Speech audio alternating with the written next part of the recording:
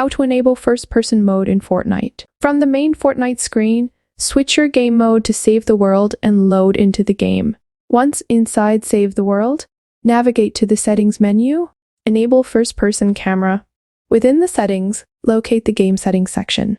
Look for the extra game options and find the toggle labeled First-Person Camera. Toggle this setting to turn on the first-person perspective. Exit Save the World. Exit Save the World and return to the main menu. Select Battle Royale mode. From the menu, select any Battle Royale mode that you prefer. Observe character animation. As you begin your Battle Royale game and jump off the bus, pay attention to your character's animation.